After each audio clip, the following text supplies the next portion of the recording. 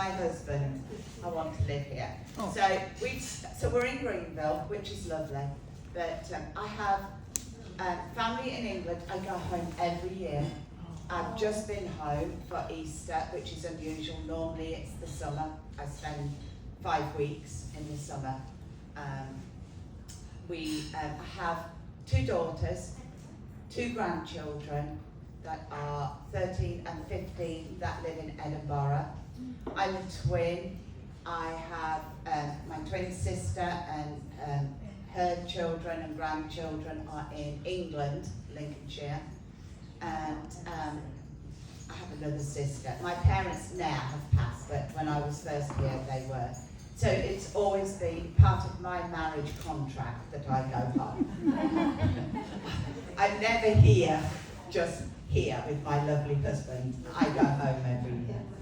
So I had the pleasure of, I call them the Pamlico ladies, Anne and Kathy and Peg came for afternoon tea, and they were impressed. And I have done it several times at my condo. And so they said they were going to put one on, and I was thinking, I don't think they'll do it correct. But, oh my gosh, they have done an amazing job. So I'm just going to give you some facts about afternoon tea if you didn't know what afternoon tea was. English breakfast tea is a traditional blend of black teas originating from Assam, Ceylon and Kenya. There are many, many teas, but the British in the 17th century started drinking these particular teas. Nowadays, afternoon tea includes all sorts of flavours and tastes. The breakfast tea is usually described as full-bodied, robust and rich. Tea became a popular beverage in the 17th century. Britain was introduced to tea by the way of the Eastern Indian Company and the royal family. King Charles II's wife, Princess Catherine of Braganza, which was from Portugal, was a tea drinker. In the 1840s, Anna Maria Russell, Duchess of Bedford, a friend of Queen Victoria, was a tea drinker and formalised the custom of taking afternoon tea. And that would have still been the Assam, the strong British breakfast teas. The wealthy English ladies and gentlemen had lunch at noon, and dinner was much later in the evening. The Duchess of Bedford started having bread, butter and cake in the late afternoon, inviting Queen Victoria to join her, and the afternoon tea was born. Originally an upper-class beverage, tea eventually became a common drink amongst all classes. In the 18th century, the addition of sugar to tea enhanced the flavour, and due to the expense at the time, had a reputation of being a luxury tea. They added the sugar because the tea, even though it was strong, was quite bitter. So it was a luxury. The Queen began holding official tea parties at the palace. Tea was served in china. The hot liquid weakened and cracked the china, so milk was introduced to cool the tea down and preserve the china cups. And also, I'll add in there, our china cups were bone china, so they were a finer china. There's not that many bone china cups now, but so they were very fragile. By the 19th century, tea had reached the working class. Tea was cheaper than beer. With industrialisation, sugar became cheaper, and with increased consumption, more and more people were drinking tea. Drinking a hot, sweet beverage helped the working class enjoy their meals. generally consisting of dry bread and cheese. It helped it go down more easily. The poor and the working class drank tea very differently from the well-mannered ritual adopted by the upper class. Day labourers brewed their tea out in the open, not in a home with china, sweetbreads and cakes. The added sugar to their tea gave the working class the energy to finish the day's work. The next little paragraph was an add-on from my husband, who checked over my spelling and what I was going to briefly say to him. But he is American and he needed to contribute. And this is his experience, and it's very true. I would never have thought to tell you this. In Britain today, when you awake in the morning, you will have tea. You visit a family member or a neighbour, you will be offered tea.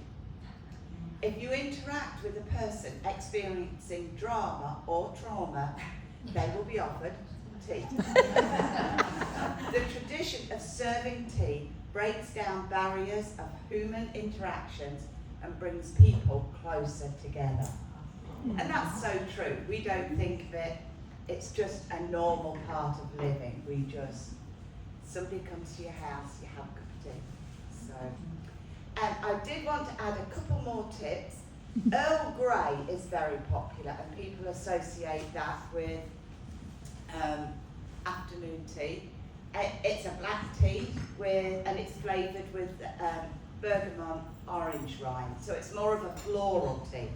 And typically in England, we wouldn't drink Earl Grey with milk.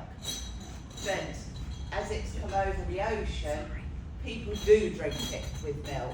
And they tend to think that that's what we drink for afternoon tea. It's a choice, but our first choice, being British, is always the breakfast tea, the stronger tea. So a definition of afternoon tea. Afternoon tea is a light meal of tea, sandwiches, scones and cakes in the mid-afternoon. Typically between 3:30 and 5 p.m. And it's become revitalised in England. Everywhere, hotels, even I take my grandchildren for afternoon tea. It's become the thing to do. So it's not a necessity anymore to hang over until dinner at 8 o'clock. The food served is traditionally usually 4 types of small sandwiches, the crusts off, and the sandwiches would be cream cheese, cucumber, ham, egg, smoked salmon, cheese, that type of thing, but small and dainty. Additionally, served would be scones with heavy cream and jam, small pieces of Victoria sponge cake, which we make, Battenberg cake, pastry or a fruit tart. And we could have garnishes, and they could be cherry tomatoes, strawberries or grapes. And it would always traditionally be served on a 3-tier. And we would serve our afternoon tea with sandwiches at the bottom, scones in the middle and cake on the top. So it always comes that way. So that's quite all right. You've still all impressed me. I'm still very, very impressed. All right.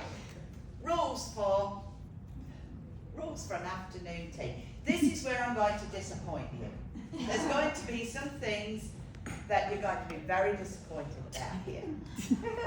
These rules were taken in the Victorian times. So take small sips of your tea. Do not blow on the tea if it's too hot. I've been asked the question, so what do you do? You're like a lady, you leave it to cool down. And if you didn't add milk, tough you. It's going to take longer to cool down. Always place the cup on the saucer when not drinking. If seated at a table, ladies, never pick up the saucer. And that's one of my fails. I always hold the saucer and drink the tea. But you're supposed to leave the tea saucer on the table and bring the cup to your mouth and the cup back down. All right, this is the disappointing part. Generally, it is not proper etiquette to stick out your pinky finger while drinking tea from a cup. It could be considered pretentious or even rude. So since I've researched that, I've stopped doing it. Mine goes The correct way is your two fingers, your thumb, and you curl your other fingers underneath. So that's the correct way. And trust me, I never saw anybody do this. Finally, the way, generally it's not proper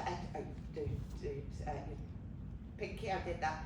Stirring your tea with a teaspoon. So sugar became popular. So stirring your tea with a teaspoon, we go from 12 o'clock to 6 o'clock. A nice, smooth, backwards and forwards. We don't do this. However, you would see that on the working site. When the men have got their little can brewing and they're making the tea, they're going to be doing that.